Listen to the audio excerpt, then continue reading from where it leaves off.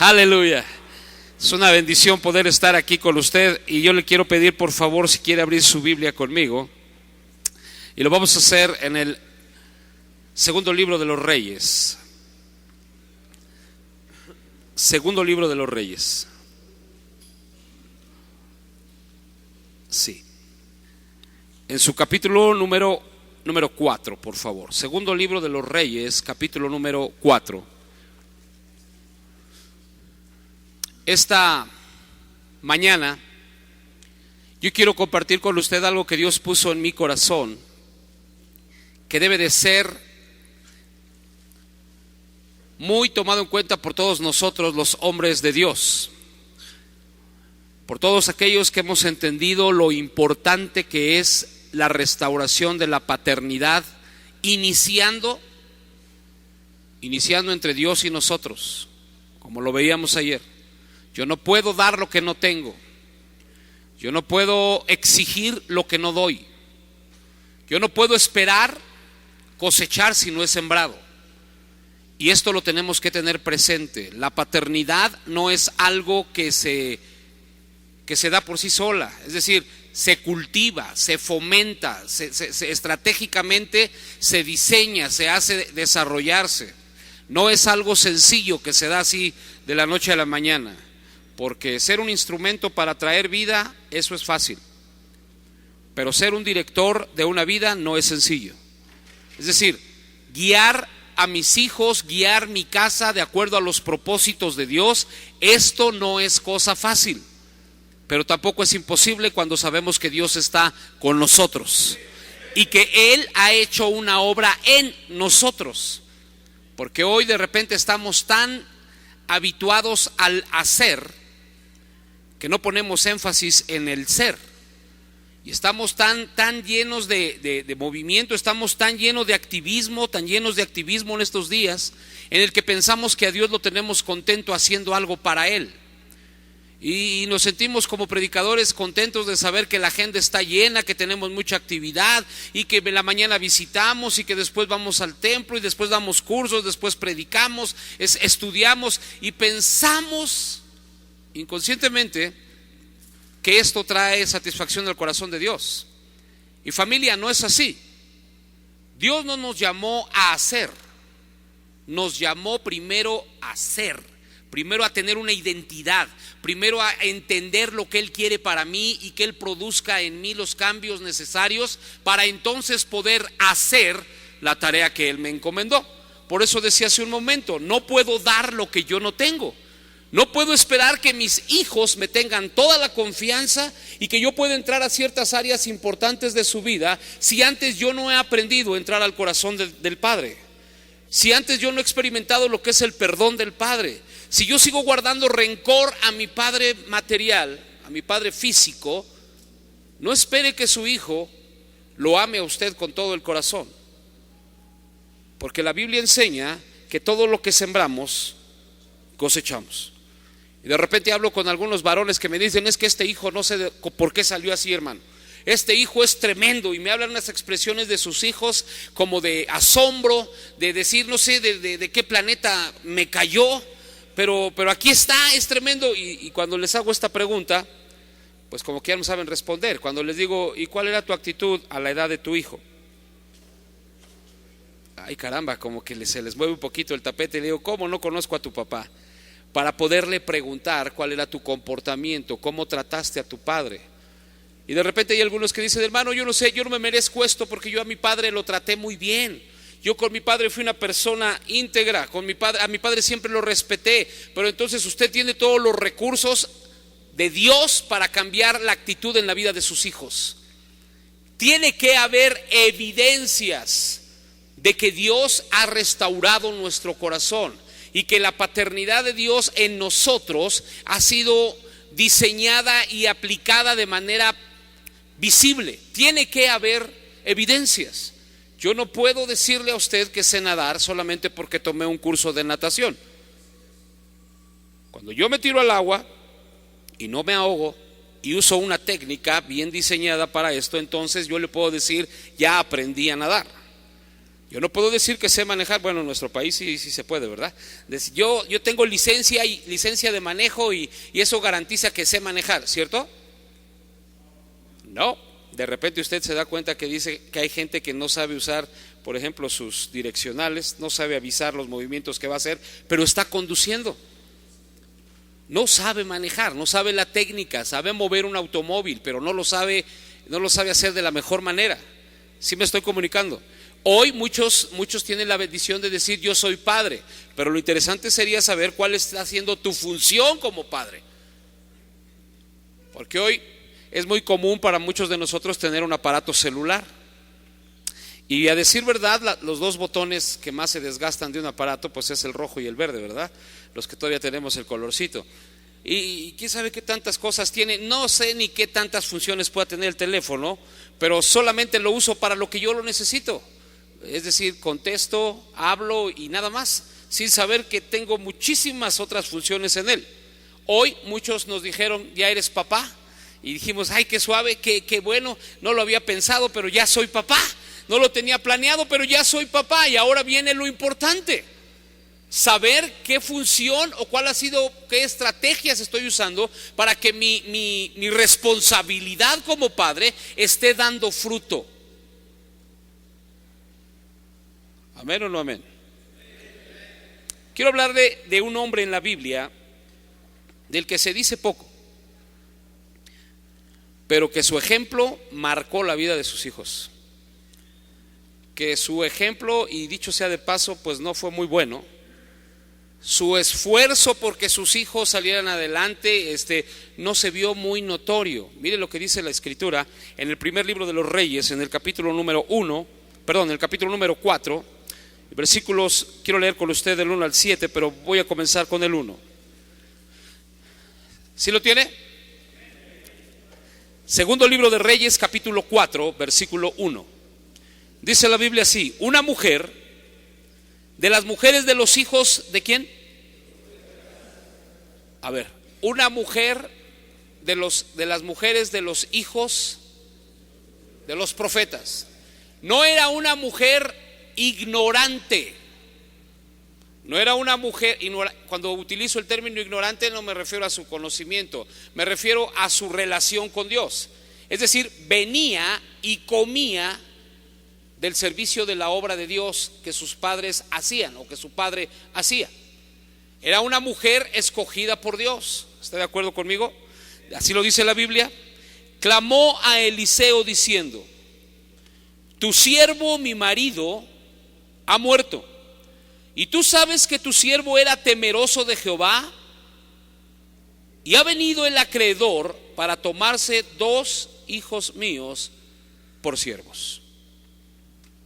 Vamos a orar. Padre, en el nombre de Jesús, en esta hermosa mañana, después de haberte cantado, de haber expresado a través de este tiempo hermoso, Señor, el sentir de nuestro corazón, después de haber sido bendecidos y bien dirigidos por este equipo de servidores tuyos, Señor, a acercarnos a tu corazón a través de la alabanza y la adoración, hoy queremos aprovechar esa posición. Queremos rogarte que tu hermoso Espíritu haga su función de guiarnos a toda verdad, y que nuestros oídos espirituales se agudicen, que nuestro espíritu, Señor, esté atento a lo que tú quieres hablar a nosotros en este tema tan relevante, en este tema que seguro estoy, Señor, estás tan interesado que podamos entenderlo, y no solo entenderlo, como decía tu siervo, no solo oír, sino obedecer, hacer lo que tú estás pidiendo que hagamos. Háblanos, porque venimos a eso, a escucharte, y estamos en la disposición de que así suceda. En el nombre de Jesús. Amén. Un hombre de Dios, un hombre que sirvió a Dios, un hombre que enseñó a sus hijos el oficio de servir a Dios, pero que no supo aprovechar su posición estando con Dios. Resulta que este hombre era un profeta. Era alguien que también Dios usaba, y cuando él muere, su mujer se encontraba en una situación social demasiado triste. Una viuda y un huérfano, en el contexto del pasaje que estamos hablando, era una persona totalmente relegada. No era como hoy día nosotros vemos una mujer viuda y pues nos sentimos mal por su crisis y de alguna manera no es tan marcada su situación como en el contexto judío. Era una mujer ya como que no tenía valor. Era una mujer que estaba a expensas de que si alguno de los hermanos de su esposo quería redimirla y casarse otra vez con ella, sucedería. Y si no, ningún varón ponía sus ojos para acercarse a ella. Era alguien ya no de primer categoría, ya era alguien desechado. Y sus hijos era por lo mismo, no eran bien vistos. La situación de esta mujer no era nada sencilla.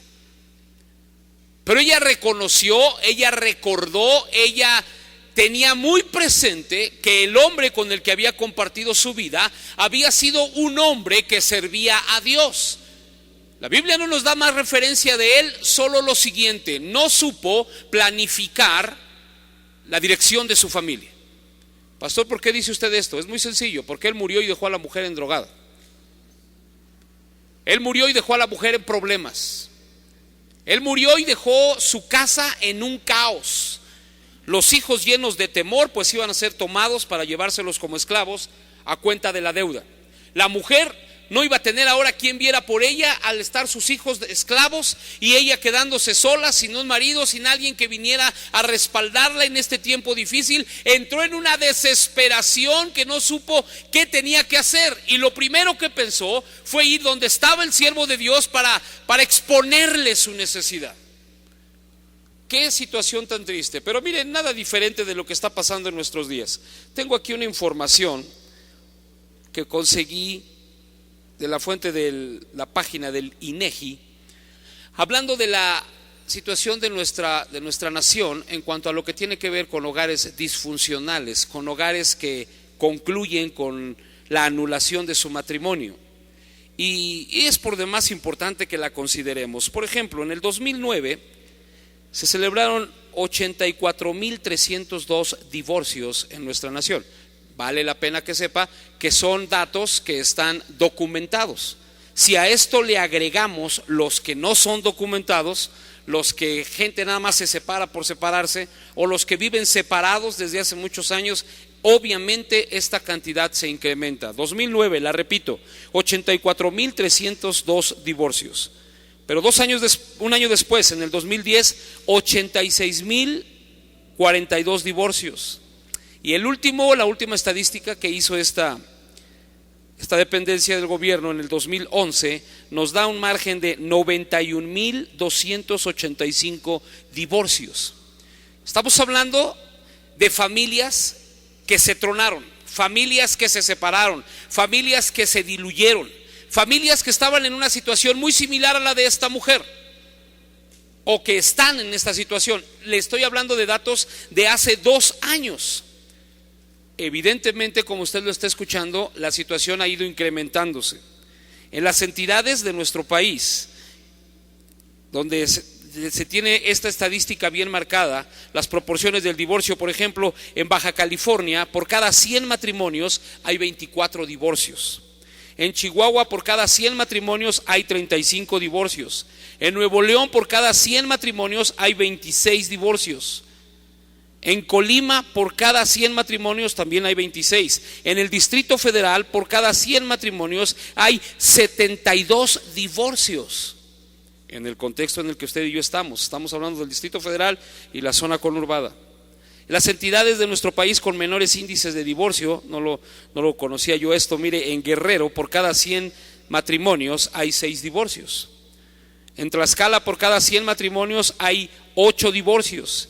En Chiapas, por cada 100 matrimonios también hay 8 divorcios. Y en Oaxaca, por cada 100 matrimonios hay 3 divorcios. Repito, esto no es el total exacto, porque hay situaciones como estas que se dan sin tener referencia de ellas. Pero a lo que yo voy es para que usted y yo nos demos una idea de la situación que estamos viviendo hoy día. Y sabe que de repente me metí a buscar estadísticas también acerca de la iglesia cristiana y de la problemática que estamos teniendo en los hogares cristianos. en donde se supone que habemos gente que conocemos los propósitos de Dios para el matrimonio, y familia, es alarmante lo que está sucediendo. Es alarmante cómo el pecado se ha infiltrado a la iglesia, y de repente usted y yo, varón, que somos los padres, los sacerdotes, los atalayas de nuestra casa, estamos mirando y estamos ubicados en otra situación que no es tan relevante como el cuidar la vida espiritual de los nuestros, de nuestros hijos. No estamos invirtiendo en lo que deberíamos de invertir. Y este hombre del que yo quiero hablarte en la Biblia, él formaba parte de la estadística que yo estoy diciendo. Un hombre que en su momento quizás se dedicó de manera personal a ver que su ministerio creciera y a obedecer la voluntad de Dios, y clamó a Dios por ser un instrumento suyo. Dios lo usó, hubo testimonio de él, la gente conocía que era un hombre de Dios, pero descuidó su casa. Y hoy yo quiero hablarte por lo menos de 3 evidencias que me gustaría que tú y yo pudiéramos evaluar de manera personal. 3 evidencias que indican que la paternidad en tu casa está haciendo su función como debe de ser. Porque hoy día de repente estamos acostumbrados a llegar y dar dinero, ¿verdad? Y eso es bueno. El decir, aquí está lo que se necesita, pero no nos hacemos cargo de cómo, no sabemos ni cómo se distribuye en algunos de los casos. Hay alguien responsable de eso, y creemos que nosotros solamente con traer el dinero, con cumplir con lo material, lo hemos hecho todo. Y familia, lamento decirle que esa es solamente una parte de nuestra responsabilidad. Si alguien en nuestra casa se está perdiendo, no culpes al pastor, no culpes a la iglesia, no culpes la herencia que recibiste. Toma tu lugar y reconoce que no has hecho lo que te corresponde. Si estás lidiando con rebeldía en la casa, es porque tú abriste la puerta para que eso sucediera. Es alarmante ver cómo en el área sexual nuestros jóvenes están siendo afectados terriblemente. Y de repente empecé a compartir en la iglesia un tema acerca de la sexualidad de acuerdo al contexto de la palabra de Dios, y me di cuenta de algo, que en los hogares cristianos, la mayoría de ellos, por lo menos donde yo sirvo, están completamente ajenos del orden de Dios en esa área tan importante. De tal forma que ellos mismos ponen sus límites. Ellos mismos deciden qué se puede y qué no se puede hacer.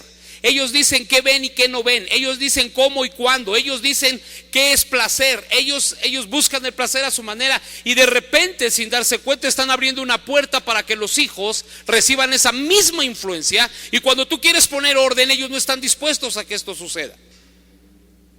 He visto cómo padres se enfocan tanto en que sus hijos sean unos excelentes profesionistas, y quiero aclarar, esto no es malo. El problema es que no cuidas que su desarrollo espiritual sea al mismo nivel. Y cuando ellos se enfrentan al bombardeo de este mundo, no tienen una convicción en el corazón. Por alguna razón Josué recibió esta instrucción: nunca se aparte de tu boca este libro de la ley, sino que de día y de noche meditarás en él, para que guardes y hagas conforme a todo lo que en él está escrito, porque entonces harás prosperar tu camino y todo te saldrá bien. Yo no sé usted, pero yo quiero que a mis hijos todo lo que hagan les salga bien. Pero entonces tengo que entender que hay que invertir, y en Deuteronomio Jehová habla a los padres y les dice: y estas palabras las repetirás a tus hijos y a los hijos de tus hijos, al acostarse, al levantarse. Lo vas a poner en los postes de tu casa, pónselos en la frente, donde quiera que ellos estén, que vivan, que coman, que entiendan, que obedezcan la palabra, porque eso traerá prosperidad a sus vidas. Y de repente nosotros en esta generación que vivimos creemos que ser un buen padre es darle al hijo todo lo que necesita. Eso solo es parte, hermano. Dicho sea de paso, todo lo material que podamos darles se les va a acabar. Todo lo material que quieras y puedas proporcionarles se va a terminar.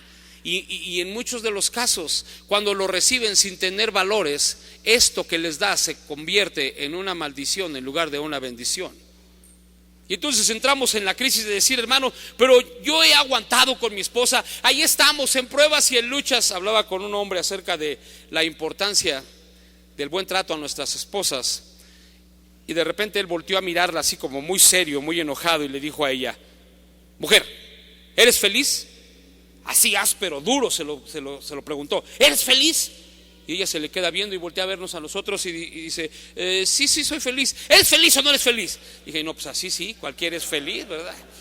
Casi le saca los ojos y ¿cómo no va a ser feliz? De repente sería muy bueno que le hagas esa pregunta a tus hijos: hijo, ¿eres feliz? ¿Te he dado un buen ejemplo? ¿Hasta dónde nos atrevemos a decirle a nuestro hijo: ¿quieres entrar al cielo? Compórtate como yo. Oh, hermano, ahora es más fácil decir: no veas al hombre, ve a Dios. Esas muletillas que nosotros usamos para zafarnos de nuestra responsabilidad, porque Pablo dijo: sed imitadores de mí, como yo soy de Cristo.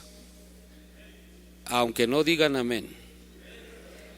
Pero hoy queremos que la palabra sea como una aspirina, tragarla y que surta efecto. Y a lo mejor trae una tranquilidad a tu problema, pero el problema sigue estando aquí. Necesita el cáncer ser atacado de raíz para que desaparezca. Y hoy quiero decirte, Dios quiere hablarnos de las evidencias que debe haber en nuestra vida, si es que Dios ha empezado a hacer la obra en nosotros. ¿Cuántos quieren conocer esto delante de Dios? Número 1, quiero que vayas conmigo a la Biblia, por favor, y que tengas este pasaje que estamos leyendo ahí apartadito. Pero vamos al primer libro de Samuel, en su capítulo número 30. Amén. Primer libro de Samuel, capítulo número 30. Una de las situaciones más difíciles que vivió el rey David, cuando andaba haciendo sus campañas militares, decidió llegar a Siclag, donde tenía toda su gente, donde estaba su familia, sus hijos. El capítulo número 30 del primer libro de Samuel. Él llega a ese lugar y ubica que toda la ciudad había sido quemada. No había rastros de vida. Él había dejado ahí a su familia y los hombres que con él venían también. Y dice la escritura que se formó un cuadro horrible de dolor en ese momento, de frustración, que los hombres de guerra, esos valientes que iban con David, comenzaron a llorar. Y dice la Biblia que lloraban de tal forma que las fuerzas se les acababan. Es decir, estaban haciéndolo con toda. No sé si usted ha visto llorar a un hombre con toda su fuerza, pero no llora como el Chavo del 8, ni como Kiko va y se pone en la pared. O sea, era un llanto de dolor, de pérdida, porque su gente no estaba y sus bienes se habían extinguido, todo era ceniza. Y la Biblia dice que los hombres se enojaron tanto que quisieron literalmente matar a David, sin darse cuenta que David estaba pasando por la misma situación que ellos. Entonces David hizo 3 cosas importantes, estas se las doy de pilón. Número 1, consultó a Jehová. Primero, se fortaleció en Jehová, dice la Biblia. Segundo, consultó a Jehová. Y tercero, obedeció a Jehová. Esa fue la dinámica que él usó para recibir la victoria: fortalecerse, consultar y obedecer. Repítalo conmigo: fortalecerse, consultar y obedecer. Esa fue la dinámica que él utilizó para recibir la victoria. Al consultar a Jehová le dijo: ¿qué voy a hacer? ¿Qué voy a hacer? Nadie le había dicho todavía que la gente tenía vida, que no estaban muertos. Para él su gente estaba muerta, para él su casa estaba destruida, para él su vida estaba en peligro porque la gente venía para matarlo. Pero Dios le contestó y le dijo: levántate y ve a alcanzar a esos merodeadores, porque los vas a encontrar y te vas a traer a los tuyos. Entonces esto levantó el ánimo de David y salió a ver a los hombres que querían matarlo, y tuvo que haber hablándoles con una convicción firme.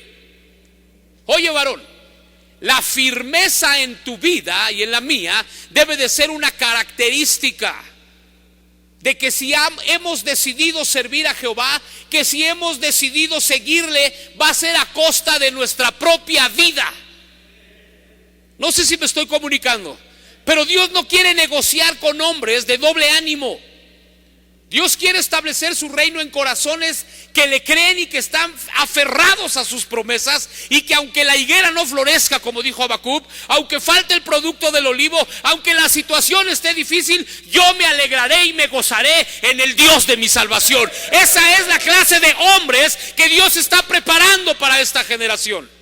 Hombres que aunque parezca que la situación está oscura y que no tiene salida, tengan la seguridad como Job: yo sé que mi Redentor vive. Y pueden haber estadísticas, y pueden haber situaciones difíciles, y pueden haber demonios en contra de mi familia, y pueden haber maldiciones que quieren marcar a mis hijos, pero yo decidí algo con ellos: yo y mi casa serviremos a Jehová, y suceda lo que suceda, yo me paro en esa promesa, porque Dios es fiel. Si tú crees que Dios es fiel, dale una ofrenda en esta mañana, dale una ofrenda con tus palmas, porque Él quiere cambiar tu mentalidad en esta mañana. Él quiere recordarte que no miente, que Él es fiel y verdadero, que toda la palabra dicha por su boca se va a cumplir. Aunque no haya ánimo, aunque te quieran matar, aunque la situación esté difícil, Dios está con nosotros. Así salió David, enfrentó a los suyos y les dijo: señores, he hablado con Jehová, y me dijo que subamos a nuestros animales y a nuestros caballos y vamos por ellos. Vamos a traer a nuestra familia. En ese momento el que le dio la respuesta fue Dios. Nadie antes le había dicho que su familia estaba viva. Porque hay algo importante. Tu enemigo puede decirte que todo está muerto. El abogado te puede decir: no hay esperanza.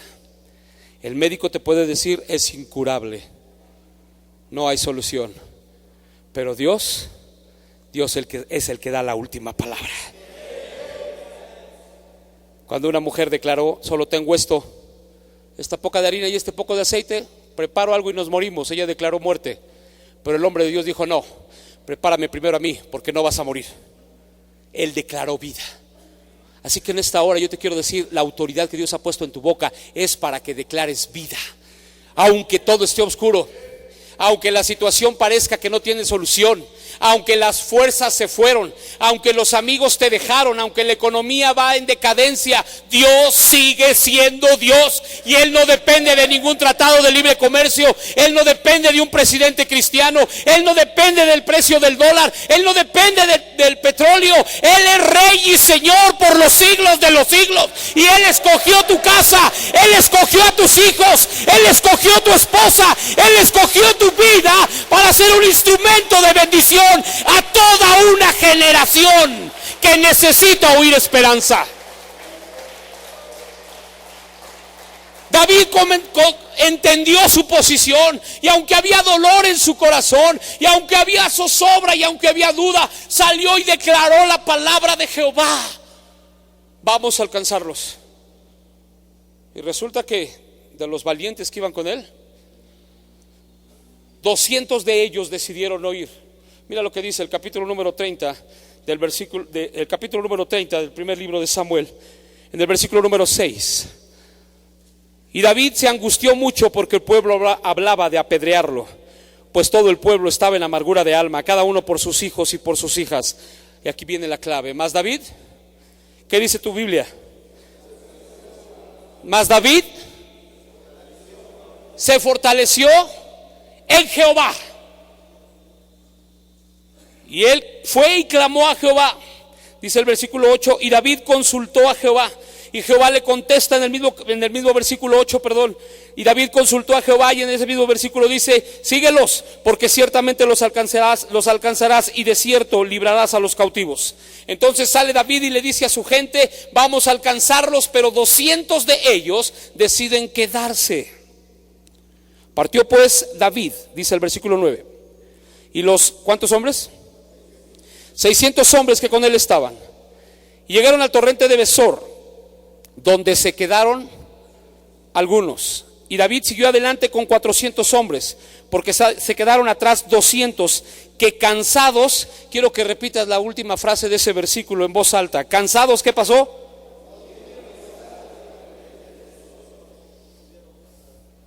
A ver, vamos a establecer este principio. Estos hombres Todos, dice la Biblia, estaban en amargura de corazón. ¿Por qué? Por lo que habían perdido, su familia, su casa, sus hijos. Estaban dolidos, estaban heridos, estaban decepcionados de David, enojados con David. Si yo hubiera estado ahí, seguramente hubiese escuchado: por la culpa de David, todo por obedecerle. ¿Por qué Dios nos deja cuando estamos obedeciendo su palabra? La obediencia libera el poder de Dios. Me encantó esa expresión. Y por andar obedeciéndolo, miren lo que pasó. Oiga, hermano, todos mis hermanos son unos alcohólicos. Dios me libró de eso y estoy echándole muchas ganas porque mis hijos no tengan ese problema, y estoy luchando, hermano, pero cada vez se me hace más difícil ver la luz de Dios en mi casa. Vine esta mañana de parte de Dios para decirte: Dios está contigo como poderoso gigante. Y nuestro Padre, di conmigo, nuestro Padre no necesita que le recordemos su responsabilidad. Así es. Él lo conoce, Él sabe perfectamente lo que está pasando. Él sabía lo que estaba pasando con David y le dio la instrucción: levántate y alcánzalos. Pero resulta que de todos los hombres que estaban ahí, todos tenían la misma necesidad. Ninguno de ellos llegó y dice la Biblia que: ay, qué bueno que en mi casa no le hicieron nada, qué bueno que aquí están mis hijitos y mi esposa y no hay ningún problema.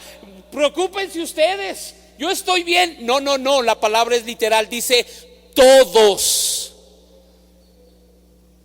Solo que de los 600 hubo 200 que dieron prioridad a su cansancio. Se trataba de ir a liberar a los suyos, ¿sí? Se trataba de ir a ver a sus mujeres, a sus hijos y traerlos otra vez a la casa, pero no pudieron seguir porque estaban. Qué bueno, yo ya volteé para todos lados y vi que no vinieron los chismosos. Entonces usted puede hablar con libertad. ¿Ok? Ya revisé, con toda libertad. ¿Cuántas veces se ha sentido usted tan cansado, que muy en su interior se ha preguntado si vale la pena seguir adelante? No me conteste. ¿Cuántas veces ha dicho usted: Señor, ya no sé qué hacer, de verdad ya no sé qué hacer? Le busco de una forma, le busco de otra, los motivo de una manera, los motivo de otra, pero no veo solución.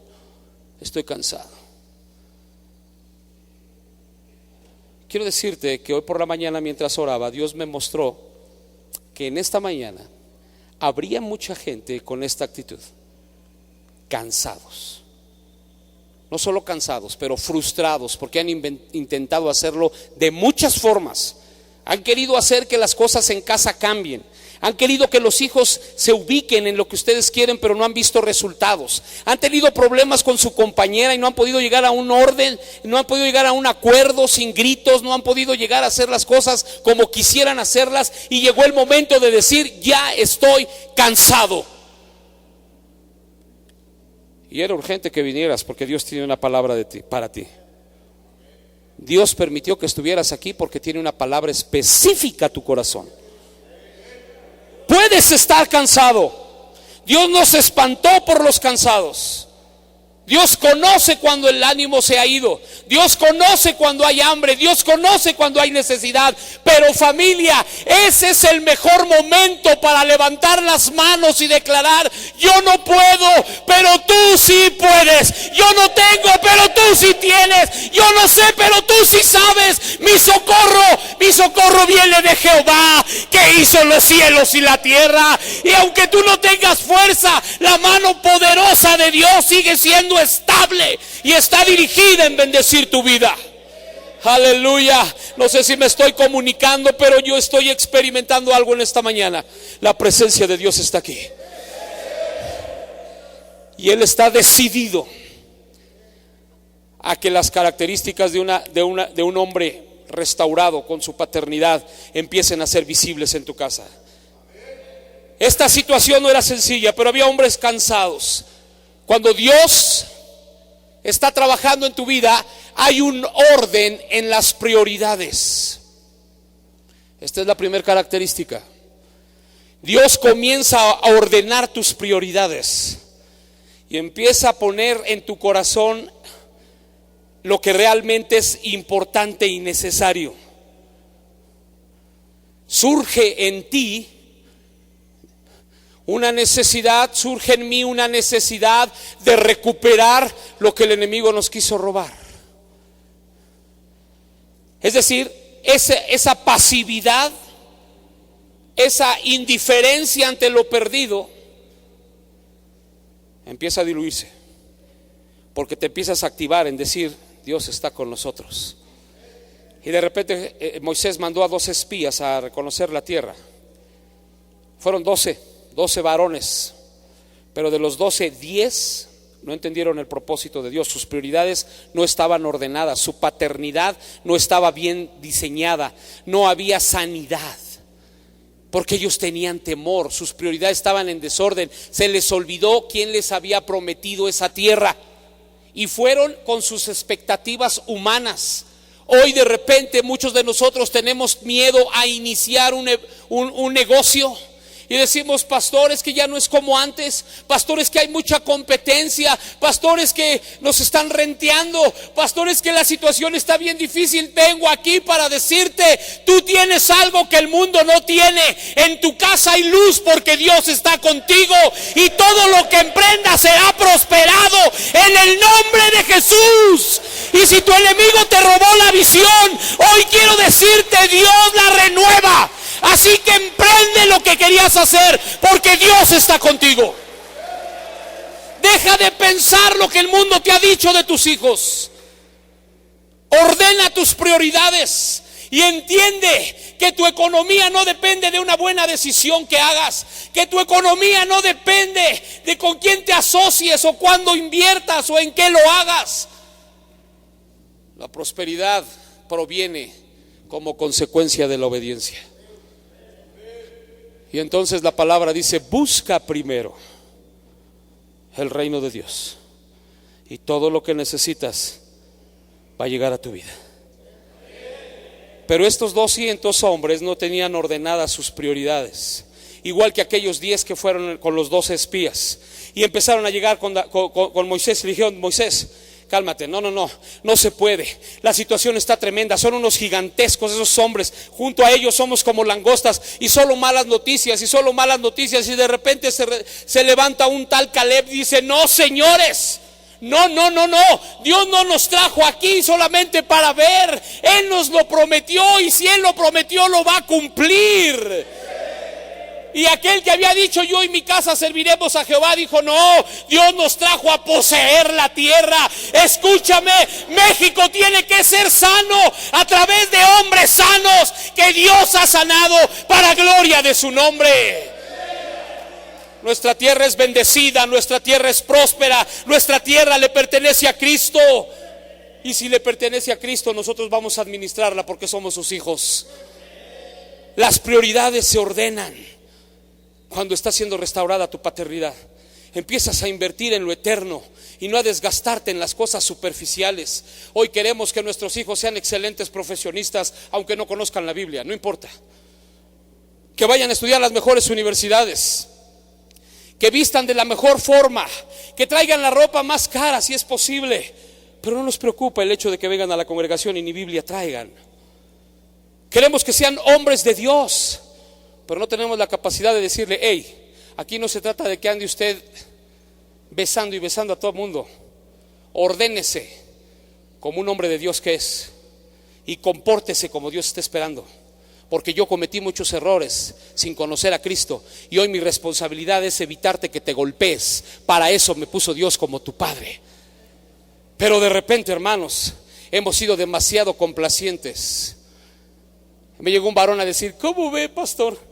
A la hija del hermano fulanito de Lugier y mi hijo ya son novios. Y le dije: ¿y eso te da gusto? Hermano, ubícate, tienen 13 años. Los estás mandando a la fornicación con los brazos abiertos.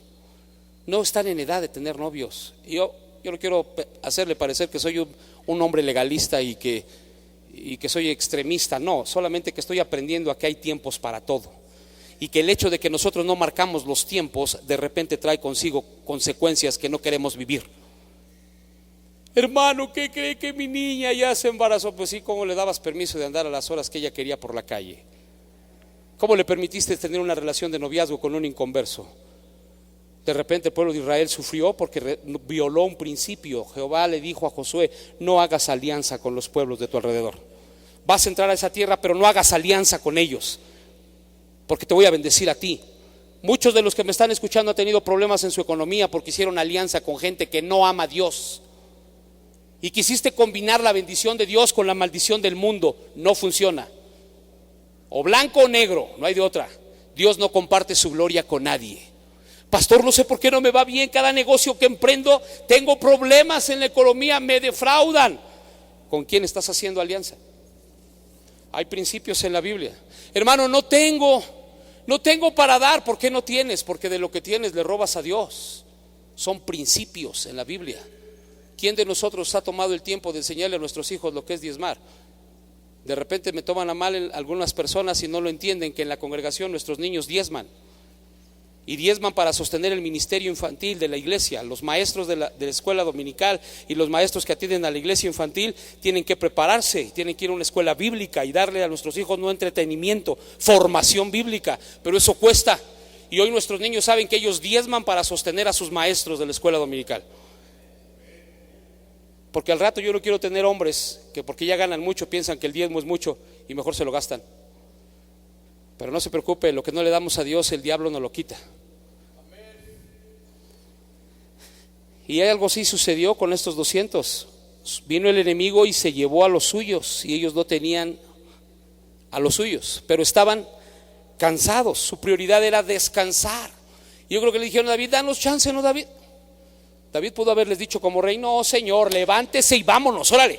Si yo voy a ir a rescatar a su mujer, ¿qué le pasa? Si es suya, órale, vaya por sus hijos, no que los quiere mucho, órale, éntrele. Pero esa historia se repite.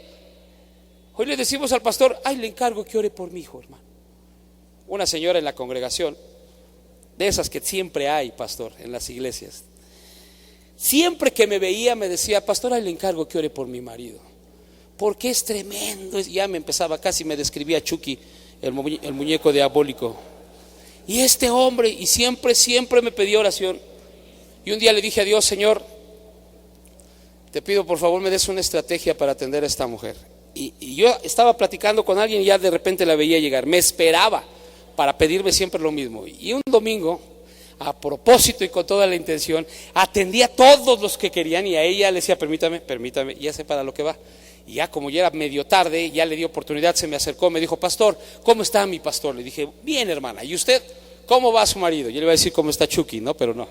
¿Cómo está su marido? ¿Cómo va, hermano? A eso vengo. Cada vez está peor. Creo que sí está orando por él, me dijo. Le dije: sí, hermana. Es más, le voy a proponer algo. ¿Cuánto tiempo quiere que ore por él? 1 o 2 horas. No, hombre, los ojos se le hicieron así grandotes y se le pintó una sonrisota y dijo: ay, mi pastor. Como diciendo: qué buena onda es usted.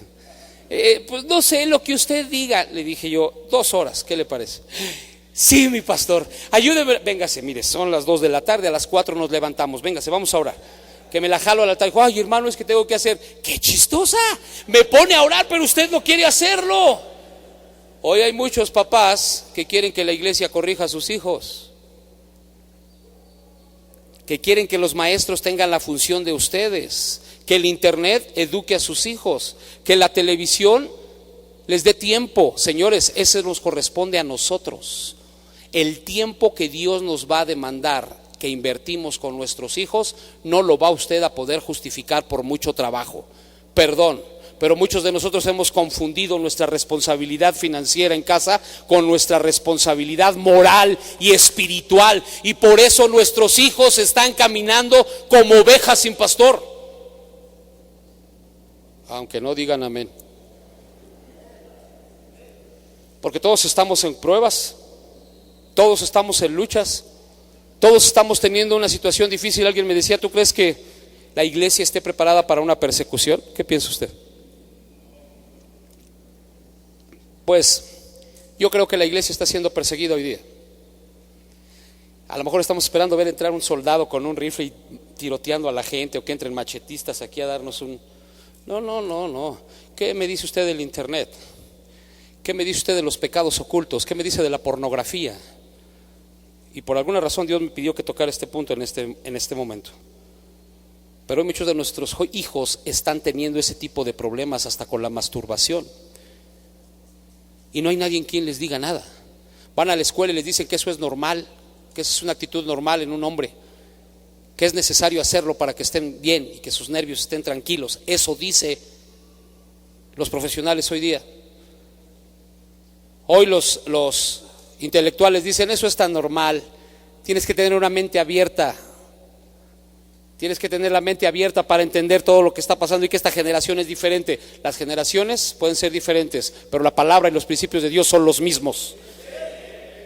De repente sabemos que el hijo tiene su computadora en la casa, pero no sabemos qué es lo que está haciendo con ella.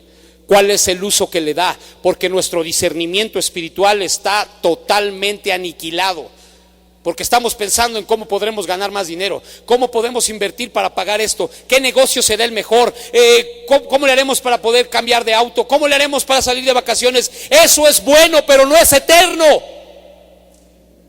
Nuestras prioridades, cuando la paternidad de Dios se ha hecho latente en nuestra vida, se ordenan. Y estos 400 hombres que decidieron ir con David dijeron: pues estamos cansados. A lo mejor uno de ellos estaba lastimado, pues venían de la guerra, tenían hambre. No dice la Biblia que se quedaron a echarse un lunch. No, después de estar limpiando sus lágrimas dijeron: pues vamos por ellos. Si Dios te habló, si Dios dice que está con nosotros, le creemos y vamos adelante, porque Dios está con nosotros. ¿Cuáles son tus prioridades de educación en casa, hermano? ¿Cuánto tiempo pasas orando por los tuyos y con los tuyos? Pero hoy tenemos muchas cosas que hacer, pastor. Es que mi horario de trabajo es muy... Y cuando llego ya todos estamos cansados. ¿Y quién te dijo que el cielo se gana con buenas actitudes? Dios nos llamó a ser guerreros, no bailarinas. Esto no es un spa. Este es el ejército de Dios. ¿No soy yo? Este es el ejército de Dios, donde Dios está preparando hombres que, muy a pesar de su cansancio, muy a pesar de su necesidad, muy a pesar de su crisis, dicen: si tú dices, Dios, que siga adelante, yo camino, porque voy por los míos en el nombre de Jehová.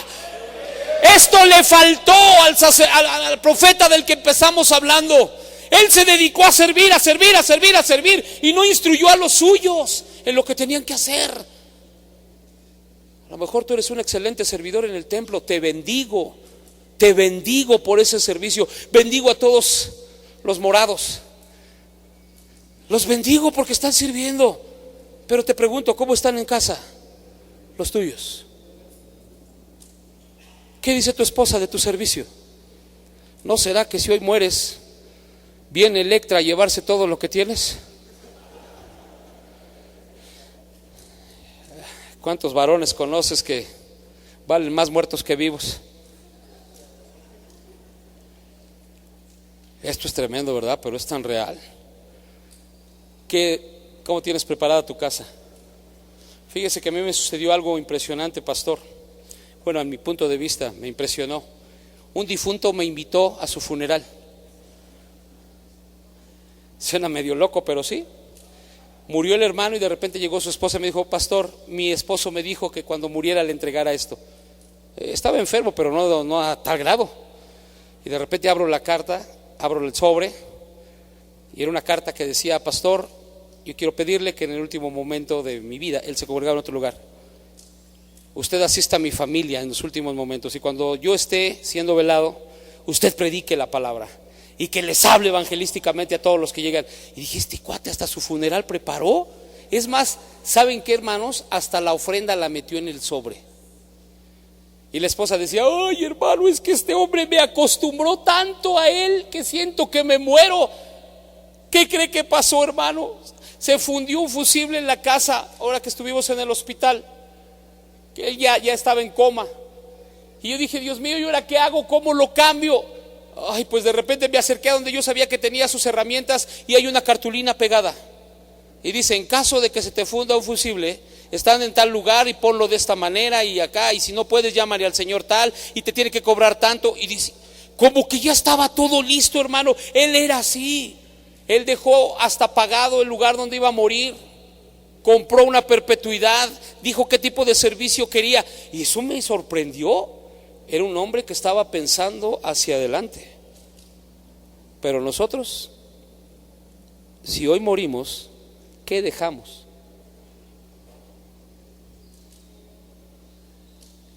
Hola. Nuestros calcetines agujerados y nuestras broncas con la familia, con los hermanos, con los primos, nuestra herencia de no diezmar. ¿Qué dejamos? Nuestra playerita morada. ¿Qué vamos a dejar? Yo quiero una de esas, pastor, para dejársela a mis hijos. No, para usarla yo. ¿Qué vamos a dejar, familia? ¿Qué tenemos? ¿Cuál es el legado que estamos dando a los nuestros? Si cuando nos sentamos a la mesa es para criticar. Oye, ¿te fijaste cómo se equivocó el pastor? Cuando dijo seténtamonos en lugar de sentémonos. ¿Sí y te viste el de la alabanza cómo estaba todo nervioso? Eso es lo que dejamos.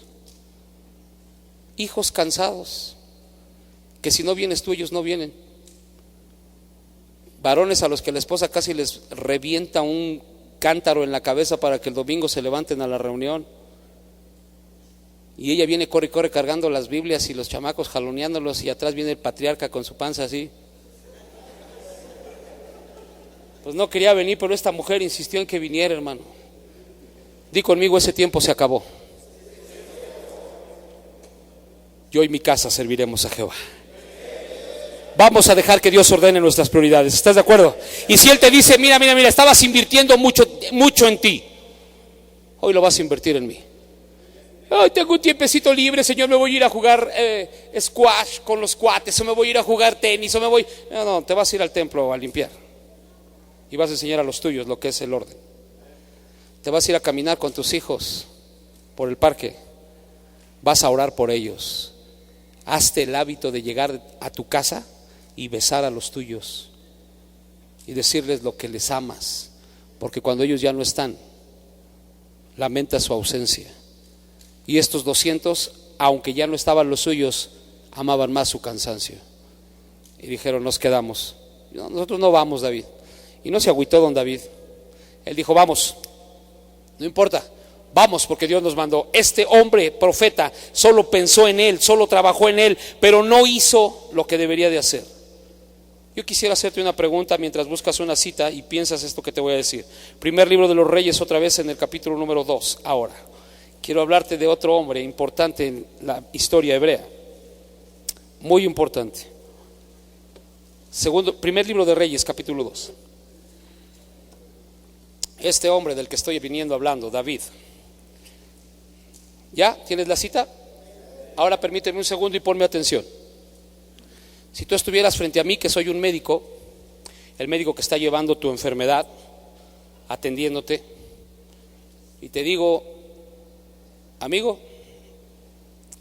tienes máximo 1 hora de vida. Así que despídete de quien te tengas que despedir y pon en orden lo que tengas que poner en orden. ¿A quién llamarías para platicar? ¿Al vecino? ¿A tu jefe de trabajo para darle las gracias? ¿A quién llamarías? ¿A quién querrías tener junto a ti si supieras que tu vida se está extinguiendo en minutos? ¿A quién? ¿A tu esposa? ¿A quién más? ¿A tus hijos? ¿Y qué sería tu consejo para ellos? Así, dime rápido, en pocas palabras, así, ¿qué le dirías a tu hijo? A ver, ¿no escuché? Sé mejor que yo, hijo, qué bueno. ¿Quién más? ¿Quién me dice otra cosa? Sí, rápido, en pocas palabras, porque se te va el tiempo. De hecho, ya llevan medio. ¿Ah? No te apartes del camino de Dios. ¿Qué más? ¿Quién de ustedes le diría, hijo, ten cuidado con tu abuela? Porque es tremenda, híjole. Y no dejes que tus tíos entren a la casa. O le diría, mi hijo, en el cajón que está en el librero, hasta abajo hay un folder azul, ahí están los papeles de la casa, escóndelos. Porque tu tía Chanita quería que se los prestara para empeñarlos, guárdalos. ¿Qué sería nuestro pensar? Mi hijo, ahí te dejo el negocio. Tú sabes cuánto trabajo me costó, que no se meta nadie a tocarlo. Y si yo fuera el pastor le diría, cuídate del cuerpo ejecutivo, mi hijo. Cuidado con los diáconos. Vigila mucho a tu mamá. No. ¿Qué le dirías a tu esposa? Gracias por aguantarme. Ahí te dejo nada, toda mi admiración. Ahí te dejo mis hijos, te los encargo y pobre de ti donde se me pierdan. ¿Qué instrucciones darías? Resulta que este rey estaba a punto de morir y llamó a su hijo. Capítulo 2 del primer libro de los Reyes. Quiero hablarte de la segunda característica.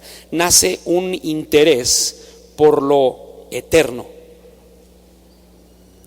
Es decir, las prioridades son ordenadas cuando tu paternidad está siendo corregida. Número 2, nace un interés por las cosas que son eternas, lo que vale la pena, lo que no se echa a perder, lo que va a ser para siempre. Empieza en ti un despertar en decir: ¿qué estoy haciendo en esa área? ¿Qué está pasando con mis hijos? ¿Por qué mis hijos no saben versículos de la Biblia? Les pregunto qué caricatura hay en tal horario y me la saben decir. Les pregunto el nombre de los futbolistas de su equipo y me lo saben decir, pero les pregunto el nombre de los discípulos y no se lo saben. ¿Qué está pasando? Cuando Dios está ordenando tu paternidad, surge en ti un deseo de que lo eterno sea lo primero en tu casa, lo que proviene de Dios. Por eso hice la pregunta de ¿qué instrucciones darías en el momento en que estás a punto de morir? David hizo esto. Llegaron los días en los que David había de morir. Ordenó a Salomón su hijo. ¿Qué entiendes por el término ordenó? ¿Qué le dijo? Mijito, ven, papito, ven. Yo me imagino que con una determinación habló y dijo: Salomón, acércate, tengo algo que decirte. Y se lo dijo: yo sigo el camino de todos en la tierra. Esfuérzate y sé. No. Esfuérzate y sé. Sé. Ay. Entonces don Salomón tendría problemas de identidad. Y su papá ya estaba harto de eso, y como le daba pena, en el último momento dijo: corrígete, pórtate como princeso. Eso sería. Se me hizo muy interesante. ¿Por qué le dijo pórtate como hombre? Bueno, David estaba utilizando un hebraísmo en el que decía: ubícate en lo que es relevante y mantente en una posición firme ante lo que te voy a decir. Es decir, pon atención, deja de estar con la boca abierta y ubícate. Esto que te voy a decir es lo más importante para ti. Este es mi legado. Y cuando yo leí ese segundo versículo dije: ¿qué le va a decir? Le va a decir: te encargo el reino. Porque ya estaba para irse. ¿Qué fue lo que David le dijo a su hijo? ¿Quieres ir conmigo a la palabra en el versículo número 3 de ese capítulo?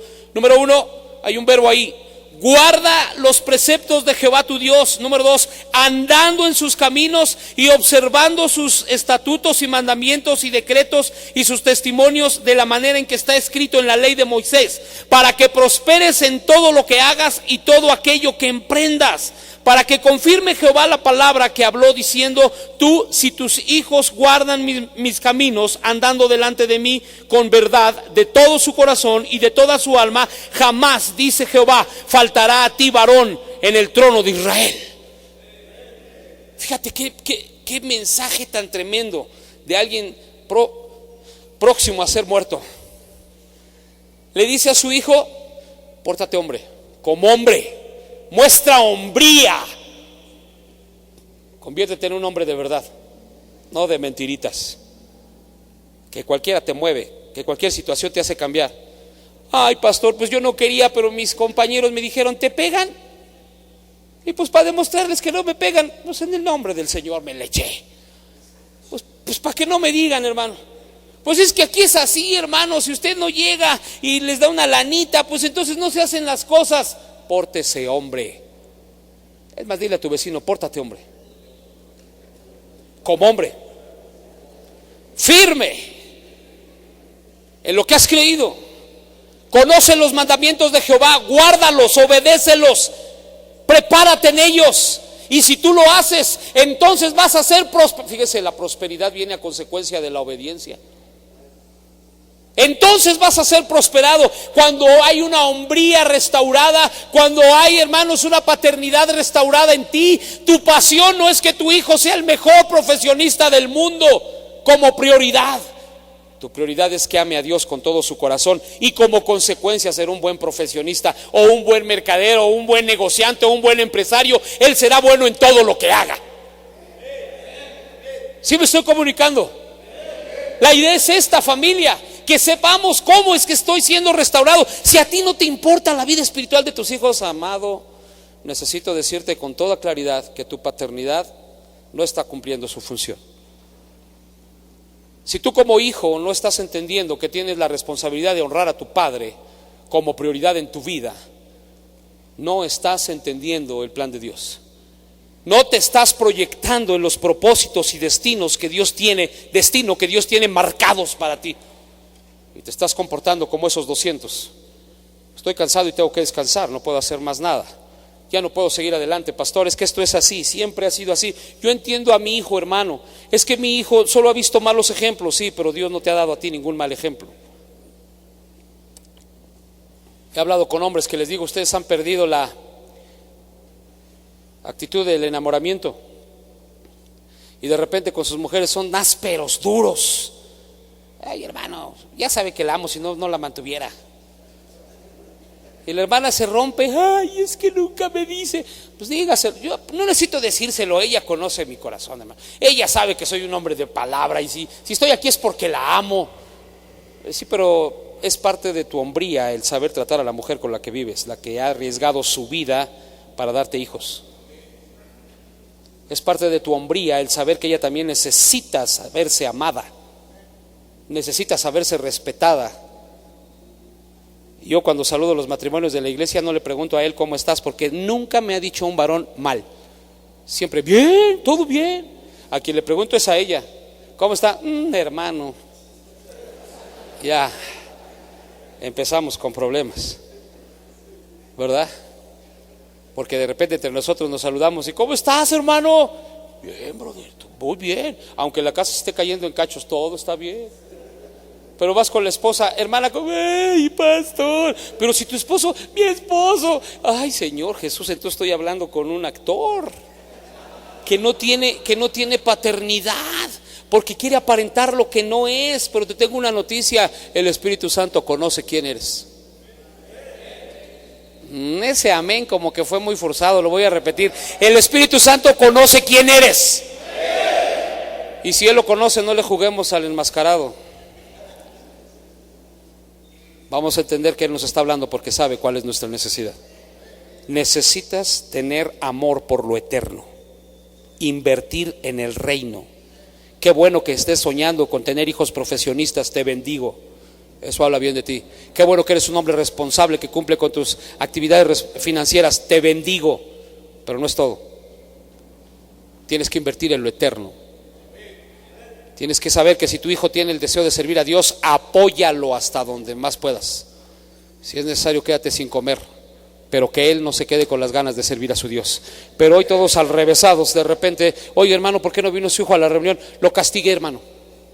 ¿Lo castigas no viniendo a la iglesia? Sí, hermano. Ay, hermano, pues tú piensas con los pies, estás al revés. Hay que saber corregir y hay que saber invertir. Pero solamente una paternidad restaurada piensa en lo eterno, piensa en lo que es bueno para tus hijos, piensa en sabe dónde tiene que invertir.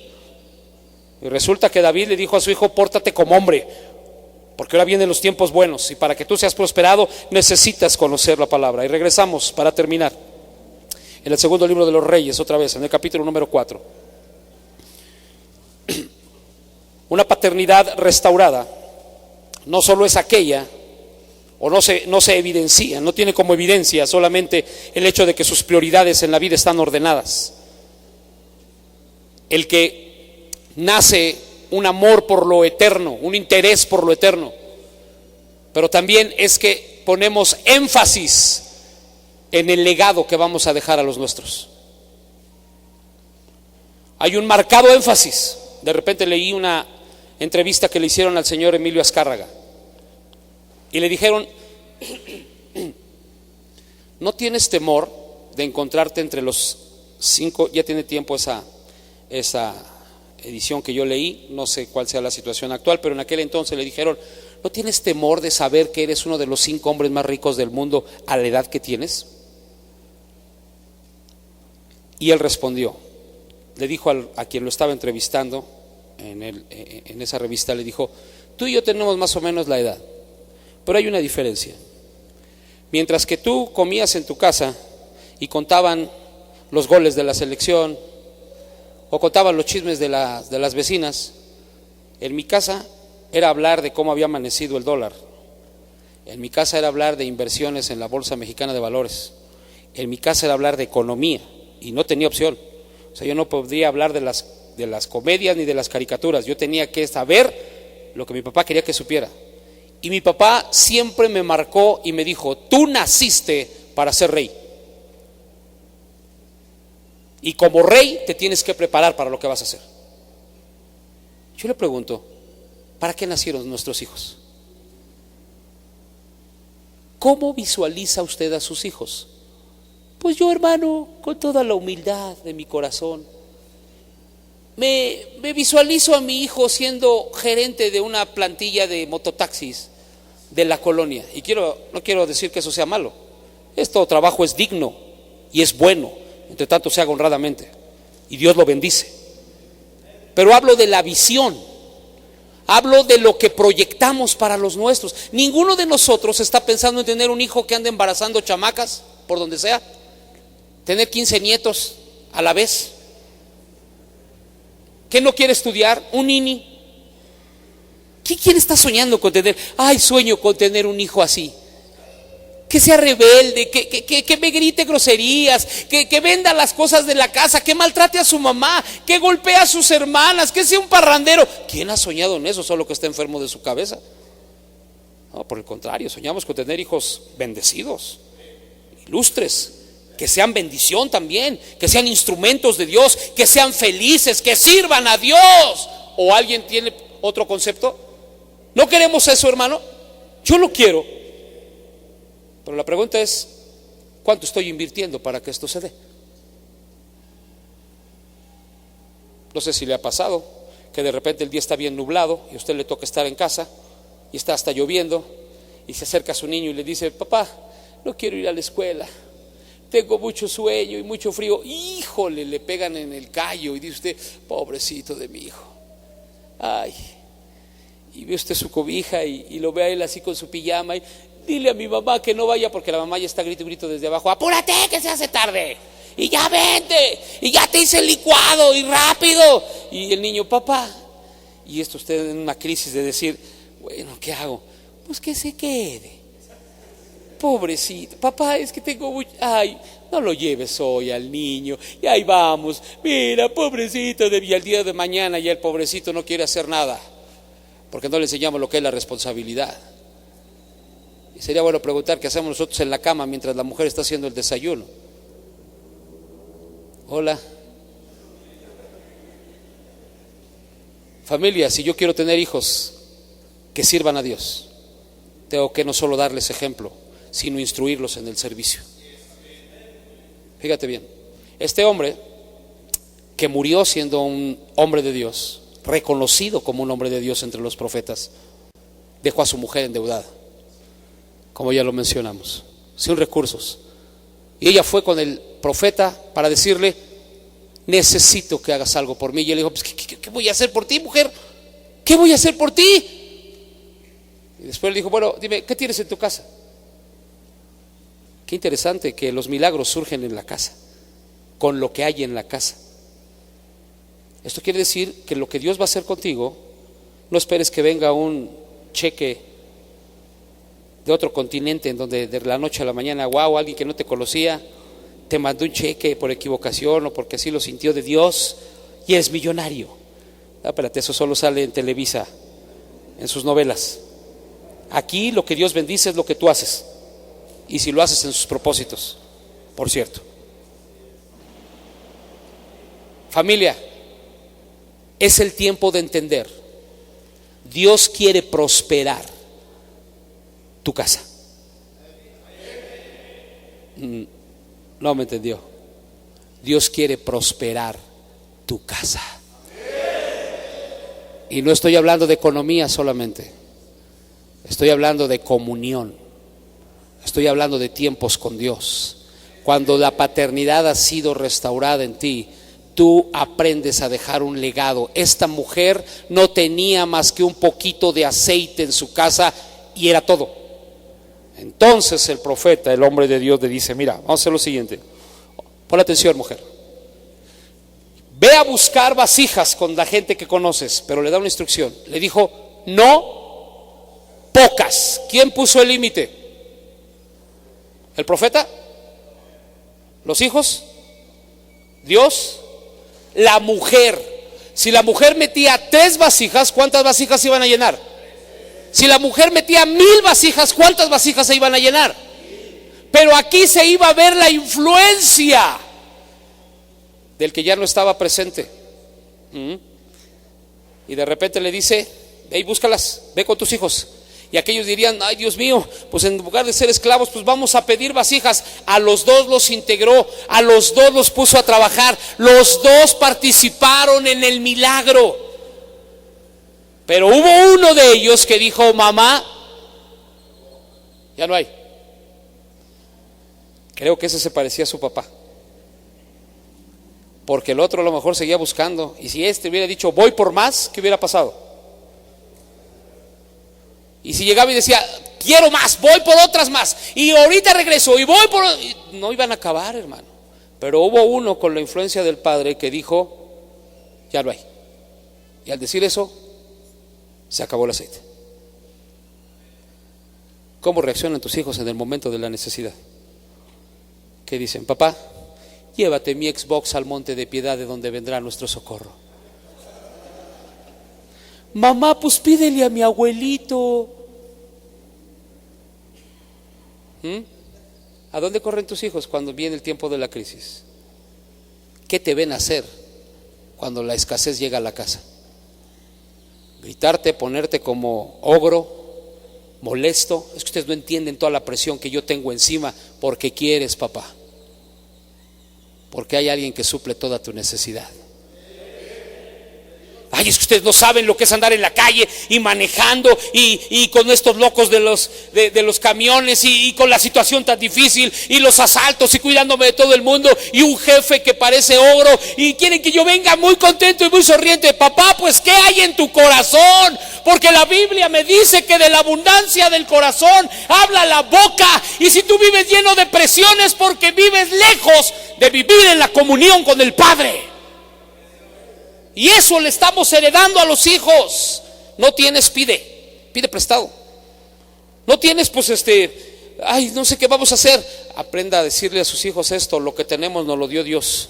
Y si necesitamos algo, se lo pedimos a Dios, porque nuestro socorro viene de Dios. Nuestro socorro no viene de otra persona. Yo no vengo aquí con dinero porque me lo gané. Dios me lo dio como fruto de mi trabajo. Y tenemos que aprender a honrar a Dios con lo que nos da. Nuestra familia tiene que tener otra mentalidad, de entender que los cielos están abiertos para los hijos de Dios, que estamos siendo restaurados para su gloria. Es tiempo de entender, varón. Dios trae tiempos nuevos para tu casa, pero tienes que instruirlos en lo eterno, invertir en lo que viene de Dios. Aleluya. ¿Cuál fue el legado de Dios para estos 2 que iban a ser esclavos? Dice el versículo 7 del capítulo 4 del segundo libro de los Reyes, y termino. Vino ella luego y le contó al varón de Dios, el cual le dijo: ve y vende el aceite y paga a tus acreedores, y tú y tus hijos vivid de lo que quede. ¿A qué se estaba refiriendo el profeta al decir vivir de lo que quede? Del resto del aceite, eso se iba a acabar. ¿Qué queda en el corazón de un hijo cuando ve un milagro de Dios en su casa? Es algo que se llama fe. Fe. Y la fe es la convicción de saber quién soy y quién es el que me llamó. La fe es inquebrantable porque proviene de Dios. Y muy amado varón, una de las áreas en las que tú y yo tenemos que trabajar con los nuestros es precisamente el crecimiento de su fe. Porque hoy tus hijos te están viendo como su proveedor, pero no han entendido que a ti te da Dios. Hoy tus hijos te ven como su protector, pero no han entendido que si Jehová no guarda la ciudad, en vano vela la guardia. Hoy nuestros hijos, como lo veíamos ayer, nos ven servir por tradición. Es que a mí me gusta servir en el templo, sí, pero ¿qué hay de tu vida espiritual? El legado que podamos darles mejor a nuestros hijos es una fe inquebrantable en aquel que nos restauró la paternidad. Dice un amigo que tengo hablando de su padre es un misionero que ha servido a nuestra nación por muchos años. Hoy su hijo, pues, la herencia, el llamado, la gracia, la pasión, lo hizo también Dios un ministro. Y este chico se llama Ryan, de quien yo les hablo. Ya es un varón también con sus 2 hijos. Pero él me contó algo que quebró mi corazón. Él me dijo: a mí me apasionaba ver a mi papá predicar. Y me encantaba irlo a ver cómo predicaba y cómo se metía en la selva y cómo andaba metido en ríos y haciendo un montón de cosas por predicar el evangelio en México. Este chico vino aquí a la ciudad cuando tenía como 4 años y aprendió el español sin ir a la escuela, solo viendo las caricaturas. Entonces de repente hablaba como la hormiga atómica y como la pantera rosa no hablaba, ¿verdad? Pero como los picapiedra de repente hablaba, porque así lo aprendió y lo hace muy bien. Hoy es un bilingüe, habla los 2 idiomas muy bien. Pero él me cuenta que cuando iba con su padre y lo veía predicar, él se impresionaba tanto, y a su muy corta edad Dios empezó a hablar a su vida, porque ya lo tenía escogido para el ministerio, y le dijo: te voy a enseñar lo que realmente te va a impactar de la vida de tu padre. Y dice que él en varias ocasiones de su vida se despertaba por las madrugadas, como que alguien lo despertaba y le decía: sal y busca a tu papá. Y él salía por las madrugadas, dice, y yo me encontraba a mi padre hincado con sus manos levantadas, diciendo: Señor, salva a México. Señor, bendice a México. Señor, dame fuerza para seguir predicando tu palabra en México. Señor, me quiero morir en México, quiero entregarlo todo por México. Señor, él no es mexicano, pero México nació en su corazón porque así Dios lo permitió. Y decía mi amigo: hoy sé que ese hombre que se para en el púlpito a predicar tiene una vida de rodillas, y en las madrugadas, donde esté, en el lugar que se encuentre, yo puedo llamarle y él está orando, clamando a Dios por México. ¿Qué es lo que más ha impactado a tus hijos de ti? ¿Tu oratoria? Qué bueno. Pero hoy llegó el tiempo de ser congruentes, vivir lo que hablamos. Predicar es hermoso, servir es bello,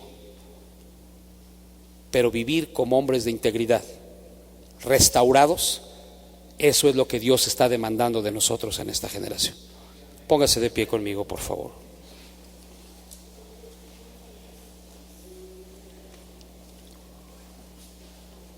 Muchachos, pueden ayudarnos, por favor. Gracias.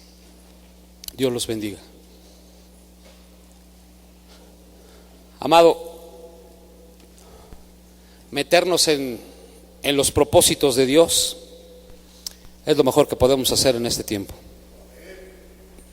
Entender lo que Dios está requiriendo de nosotros es lo mejor. Uno de mis hijos, el mayor, lo invitaron a tener una entrevista de trabajo y fue su primera entrevista. Apenas cumplió 18 años y regresó. Le dije: ¿cómo te fue, hijo? Muy bien. Y le pregunté: ¿qué vas a hacer? No, le dije: si te quedaste, todo bien, papá, me quedé contratado. Y le dije: ¿y qué vas a hacer? Me dijo: no me dijeron. ¿Cómo te contrataron y no sabes qué vas a hacer? ¿Cuánto vas a ganar? Tampoco me dijeron. Bueno, ¿y en qué horario vas a trabajar? No pregunté. Y dije: valiente trabajador. Pero ¿cuántos nos acercamos a Dios y decimos: Señor, restáurame, cámbiame? Y Él dice: sí, está bien, pero ¿sabes a lo que te estás metiendo? Hola. ¿Sabe qué nos está pidiendo Dios? Él no quiere más ofrendas. ¿Qué herejía está diciendo el pastor? Espéreme, no he terminado. Él quiere que tú te ofrendes. Yo sé que los amenes no están muy frecuentes después de que se dice algo así, que tienes que entregarte todo. Pero si tú quieres hacerlo en esta tarde, te tengo una noticia: Dios está dispuesto a equiparte para que traiga restauración a los tuyos. Vamos a decirle: Señor, he hecho las cosas mal, las he hecho a mi manera, esa es la verdad. Me he preocupado mucho por lo material, he descuidado la educación espiritual en mi casa.